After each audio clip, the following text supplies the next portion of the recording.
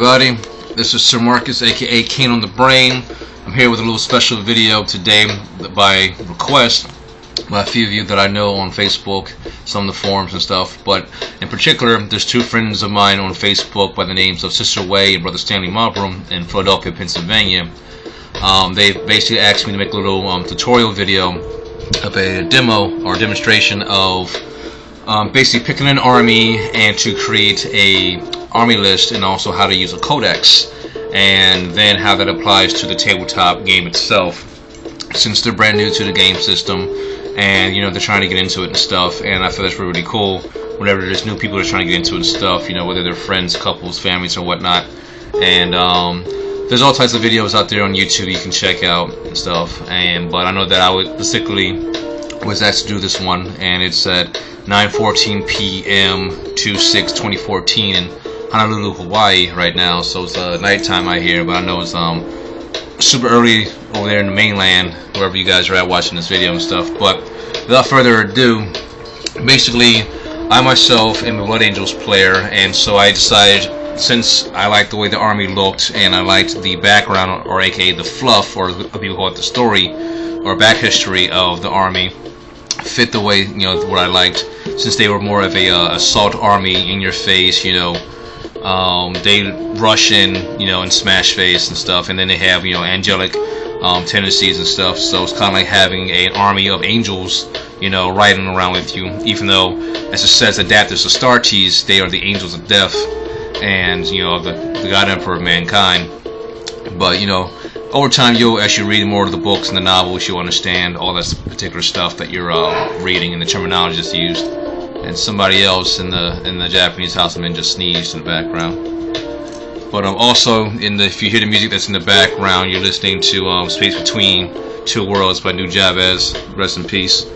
So here we go. We got the Blood Angels Codex. And every army in Warhammer 40k and also in Warhammer 30k, they're bringing out books for that as well, from the Horus Heresy. Gotta love that stuff. Brother Alan Blond is doing an awesome job with that, and everyone else is on the Forge World team. So basically, when you get your codex, you open it up, you'll usually see a page that shows you pictures of the army, and who wrote the book, Mr. Matt Ward.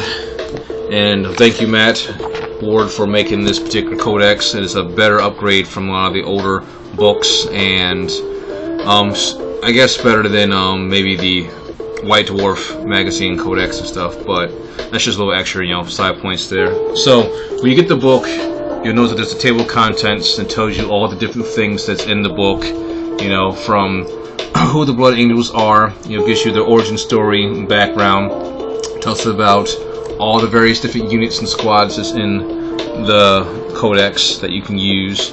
Talk about the special characters that you can use that's in the game. It tells you like their back history, what they did, and what's so special about them. War Gear talks about basically the type of equipment, weapons, and vehicles, and even the type of powers that they can use.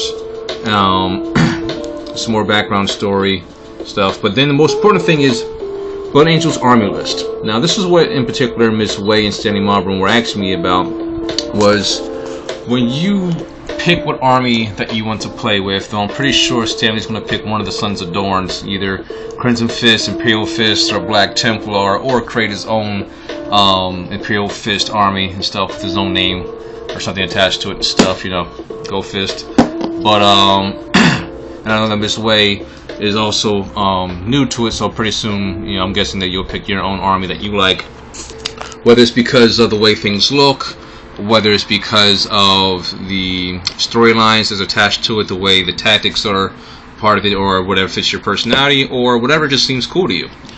Different people have different reasons of why they collect, what armies that they collect, and what they're into and stuff. So I'm pretty sure that no matter whatever you pick and stuff, you will enjoy yourself, and things will go well, from there. And that's when the fun begins. So also, the next page that you would normally see is an introduction. Now the introductory page basically shows you, actually let me fix the angle on that. The introductory page shows you what is in the book how to use it, and the various different sections of the book and how it's divided. You know, how and why would you collect an army, and its strengths and weaknesses and whatnot.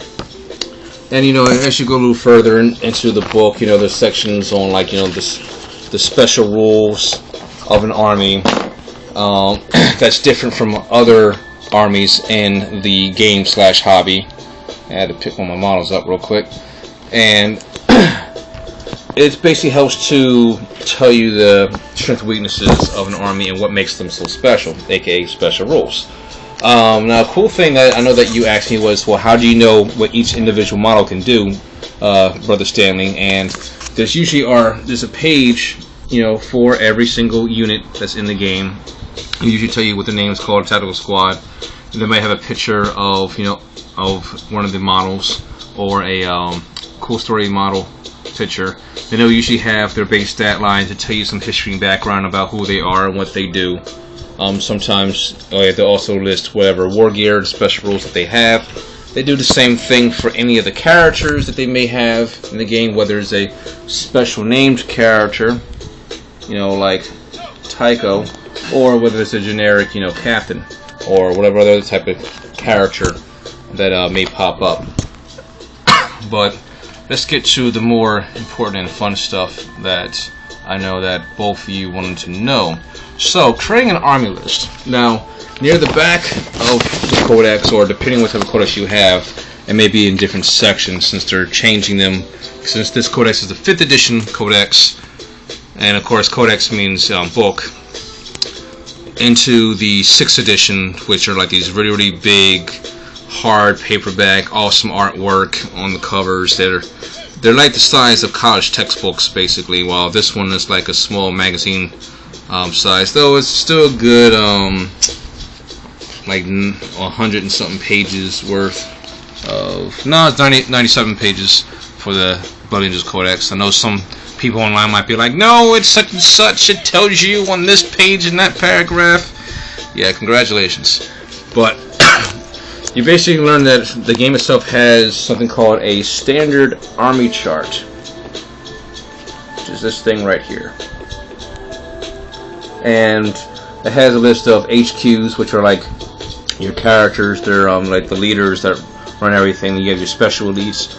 They're like the best.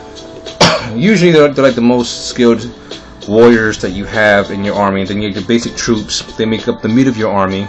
You know, like your basic footline soldiers or whatnot. Then you have your fast attack guys. You know, they're usually the ones who are moving around the battlefield, and you know, they're trying to flank different things or catch certain objectives pretty quickly. They're usually not always all that strong, but they're usually your hit and run type guys, or, you know, aka your speedsters, because their job is to be fast and get to where they need to be as soon as possible. Then you have one of my favorites, which is the heavy support. Those are usually your big guns, your big monsters, your guys with the big tanks or the big missile launchers and whatnot. So to get started, and make things go by pretty quickly for this video, because I know it's already 8 minutes and 38 seconds and counting, I basically already wrote up a army list real quick. So I'm basically going to go over the things with you, and with the minute I have left before I cut this video. But basically, in short, you take your HQ, which I took was Captain Dashi, and in the main book itself, it basically tells you that, you know, that's the captain.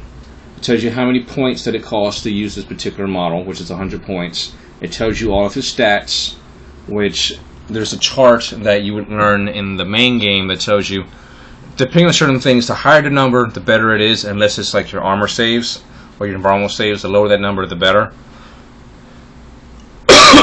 Same thing with armor piercing weapons.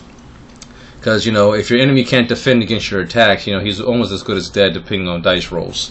But basically, it also tells you that in this list, like the type of options that you can equip your guys with if you want to change out his basic war gear that they start off with, and give them better equipment depending on what your style of play is. So, and every piece of equipment costs points. Any type of powers you may want to give some of your guys' units cost points if they're available to the unit, and that's what helps keep the game balanced. Now, I know you keep hearing me saying points left and right. Well, you can use points as if, let's say there's money that you're using to buy your troops and buy their equipment, buy their tanks and their arsenals and whatnot, and you and whoever you're playing with both agree to play, let's say it's a 1,000-point game, or as this army list that I made is for a 1,750-point game, or most people just say 1,750, which is one of the standards for most tournaments.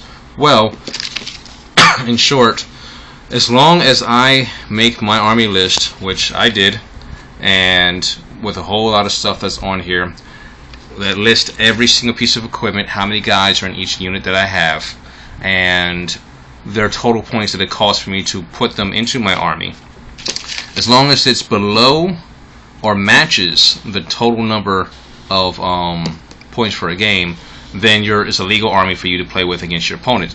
Now, I know that some people choose to ask their opponents, hey, is it okay if I can I'm a few points over, like 1 to 15 or 20 points over. Is it okay if I use this army we still play? Most of the time, most people aren't going to mind or be stiffers or a-holes and stuff. Though when it comes to those official GW tournaments, they're going to tell you, rewrite your list or get rid of something because it has to meet this standard or below. You can't go above.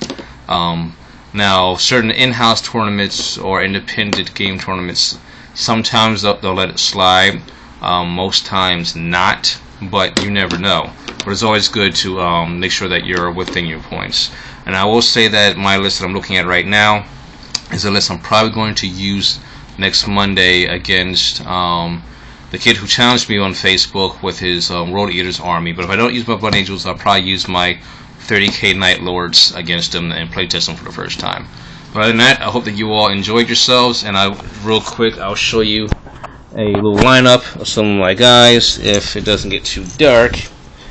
And this light is not helping at all. Oh well. Well, I guess when I get to a better angle and stuff, I can show you the whole army. But basically, it's a captain in Terminator armor with dual thunder hammers. There is a librarian with a jump pack, and he's level 2. He also has an honor guard, and they all have jump packs. Basic honor guard, no upgrades. I have 2 assault squads, 10-man, all with power weapons, and there are 2 sanguinary priests in the army, both with jump packs, no other upgrades. I took an elite unit of a Chaplain Johnson, with a jump pack. He joined a sanguinary guard unit that has the chapter banner for 30 points added on to that. So they're going to be hitting pretty hard, and since I threw a sanguinary priest in there, they're going to be hitting a lot harder with a furious charge into that Feel No Pain with that 2-up armor save and lots of power weapons, and re-rolling the hit, and they're all fearless. Yeah, that's going to be nice. And also giving bonus extra attacks to that whole unit and other allied units that are around them, and re-rolling failed leadership and pending tests. Yeah, bring it. And then I have a Devastator squad of 5-man with 4 missile launchers, and a secondary Dev squad, 5 guys with 4 las cannons. So I'm pretty small yet, elite type army. It specifically is made to be a semi all around, but also a hard hitting, fast attack army. Though I could probably drop out 1 unit and bring in like a much bigger unit or so, but we'll see. Either way, hope you enjoyed the video. God bless. This is Kane on the Brain signing off. Peace. Amen. Shalom.